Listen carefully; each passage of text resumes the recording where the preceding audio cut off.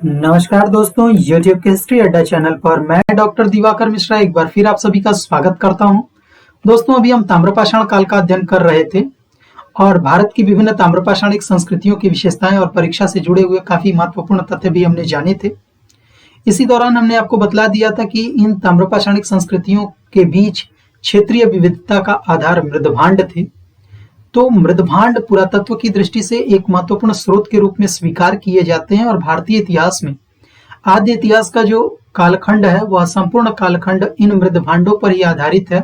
अर्थात संपूर्ण आद्य ऐतिहासिक काल में हम जो क्रमिक विकास देखते हैं वो मृदभांडों से ही हमें पता चलता है।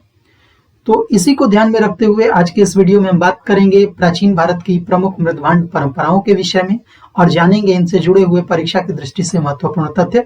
तो चलिए करते हैं आज के इस वीडियो की शुरुआत और जानते हैं भारत की प्रमुख मृदभांड परंपराएं।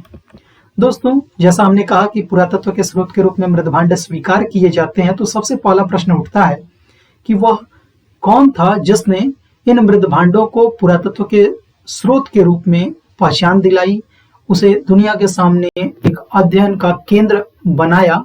तो इसमें सबसे पहले नाम आता है फ्लैंडर्स पेट्री का, जो मूलतः स्कॉटलैंड के निवासी थे।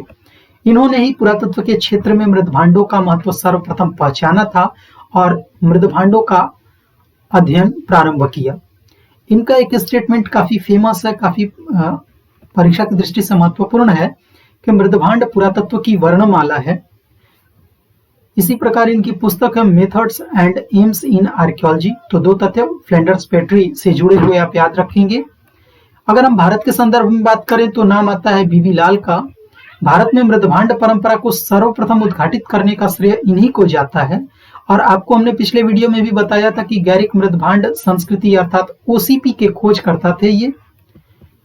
बीबी लाल का नाम अभी हाल ही में चर्चा में आया है और आप सभी जानते होंगे कि 26 जनवरी के दिन इनको पुरस्कृत किया गया पद्म विभूषण से। इन्होंने प्रोजेक्ट पर काम किया था archaeology of Ramayan site. Ramayan में उल्लेखित विभिन्न पुरास्थलों का उत्खनन कार्य करने का श्रेय इन्हीं का है। अयोध्या, भारद्वाज आश्रम, नंदीग्राम, चित्रकूट और श्रृंगवेरपुर का इन्होंने उत्खनन कार्य करवाया था।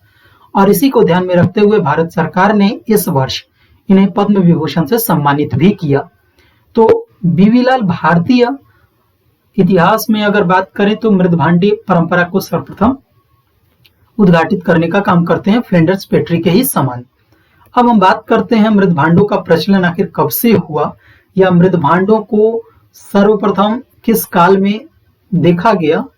तो आद्य ऐतिहासिक काल की जानकारी के ये महत्वपूर्ण स्रोत माने जाते हैं और इनका जो प्रचलन है वो हमें नवपाषाण काल में दिखलाई पड़ता है। और आप सभी जानते हैं कि नवपाषाण काल की क्या विशेषता है। तो नवपाषाण काल में कृषि और पहिए का आविष्कार हो चुका था। तो इस प्रकार हम कह सकते हैं कि मृदभांडों के प्रचलन का प्रमुख कारण कृषि उत्पादन था तथा पहिए का आविष्कार। कृषि उत्पादन होने से अनाजों को रखने के लिए और अनाजों को पकाने के लिए पात्रों की आवश्यकता थी। पहले हस्त निर्मित पात्र बनाए गए, लेकिन पहिए के आविष्कार ने उसे चाक के रूप में भी मानव ने प्रयोग किया, तो चाक निर्मित बर्तन भी बनने शुरू हो गए। और ये सारी घटनाएं नवपाषाण काल की हैं। विश्व में पहिए के आविष्कारक के रूप में हम सुमेरिया सभ्यता के लोगों को देखते हैं। सुमेरिया सभ्यता में सर्वप्रथम पहिया बनाया गया था। अब हम बात करते हैं मृदभांडों की प्राचीनता की। तो जैसा हमने कहा कि नवपाषाण काल में तो हमें मृदभांड प्रचलन में दिखलाई पड़ते हैं, लेकिन इसकी प्राचीनता अभी हाल ही में चीन की एक गुफा है जेनरेन डेंग गुफा, और जिसे 2009 में खोजा गया। यहाँ से विश्व में मृदभांडों का प्राचीनतम साक्ष्य मिला है। अभी इससे पहले हम पढ़ते चले आए कि चोपनी मांडो भारत का एक पूरा स्थल है जहां से हमें विश्व के सबसे प्राचीनतम मृदभांड मिलते हैं हस्त निर्मित।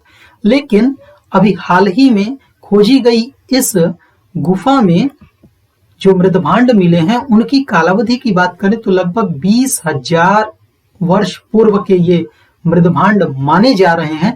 लगभग अंतिम हिमयुग समाप्त हो रहा था, उसी काल के ये मृदभांड हैं।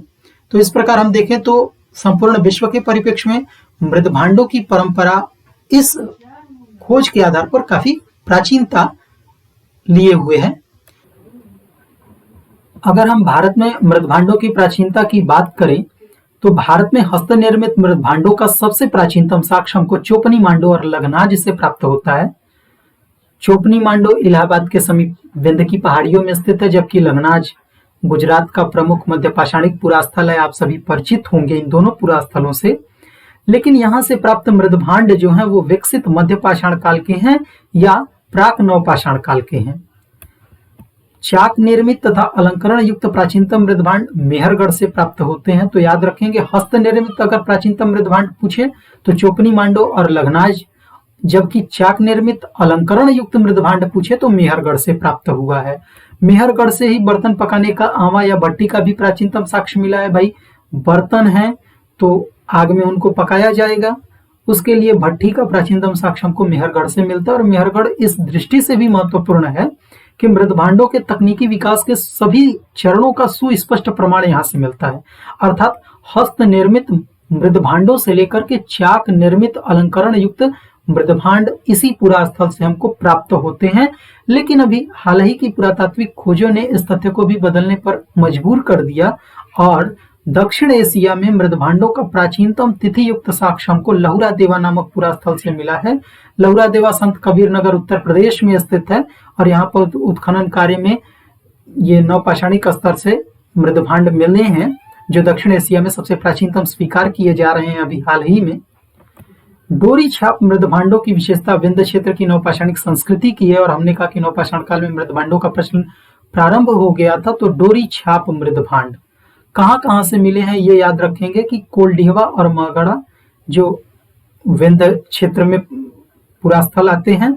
इसी प्रकार असम में भी 3 पुरास्थल है, मकरडोला, सरुथरु और दाऊजलिंग हैंडिंग। वहां से भी हमको डोरी छाप मृदभांड की प्राप्ति होती है नवपाषाणिक काल में। नवपाषाण काल का वह पुरास्थल जहां मृदभांडों में धान की भूसी का साक्ष्य मिला है तो कोल्डिहवा है। आप सभी जानते भी होंगे और हमने प्रागैतिहास बताते समय बतलाया भी था। धान की भूसी का प्राचीनतम साक्ष्य मृदभांडों में लगी हुई, अर्थात मृदभांडों को बनाने के लिए धान की भूसी का भी प्रयोग किया जाता था। एक चीज और है कि जब हम प्राचीनता की बात करते हैं मृदभांडों की तो कैसे पता चलता है कि ये मृदभांड कितने पुराने हैं। तो मृदभांडों का कालक्रम निर्धारित कैसे किया जाता है, तो उसका एक तरीका है ऊष्मा दीप्ति तिथि विधि द्वारा मृदभांडों की प्राचीनता तय अनुमान लगाया जाता है कि बर्तनों को कितने तापमान पर पकाया गया था। और यहाँ यह भी याद रखेंगे कि अगर असली और नकली मृदभांडों में अंतर करना हो तो ऊष्मा दीप्ति तिथि विधि द्वारा ही अंतर किया जाता है। अब हम बात करते हैं भारत की प्रमुख मृदभांड परंपराओं की। तो एनबीपी, पीजीडब्ल्यू, बीआरडब्ल्यू और ओसीपी ये भारत की प्रमुख मृदभांड परंपराएं हैं जो प्राचीन काल में प्रचलित थी और इनके नाम से आप सभी वाकिफ होंगे। अगर हम प्राचीनता की दृष्टि से बात करें तो ओसीपी सबसे निचले स्तर से मिलती है, उसके ऊपर बीआरडब्ल्यू मिलता है, बीआरडब्ल्यू के ऊपर पीजीडब्ल्यू मिलता है और उसके ऊपर एनबीपीडब्ल्यू मिलता है। हालांकि ये शॉर्ट नेम है।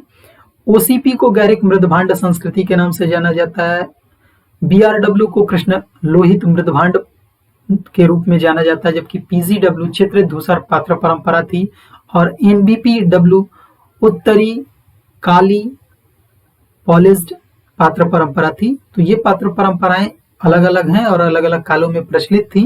एक एक करके इन सभी के विषय में जानेंगे, लेकिन एक सामान्य तौर पर अगर हम बात करें तो मृदभांड परंपराओं से हमें संस्कृतियां निर्धारित करने का काम आसान हो जाता है। तो जैसे अगर हम एनबीपी की बात करें तो इसे ऐतिहासिक काल के मृदभांड परंपरा के रूप में स्वीकार किया जाता है। इसी प्रकार अगर पीजीडब्ल्यू की बात करें तो इसे उत्तर वैदिक काल में रखा जाता है, अर्थात 1000 ईसा पूर्व से लेकर के 600 ईसा पूर्व के मध्य। अगर हम बीआरडब्ल्यू की बात करें तो जो ताम्रपाषाणिक संस्कृतियां हमने पढ़ी तथा अभी हम आगे पढ़ेंगे महापाषाणिक संस्कृतियां, तो वहां हमको बीआरडब्ल्यू मिलता है। हालांकि बीआरडब्ल्यू की प्राचीनतम प्राप्ति हमको नवपाषाणिक पुरास्थल बिहार के चिरांत से ही मिलनी प्रारंभ हो जाती है।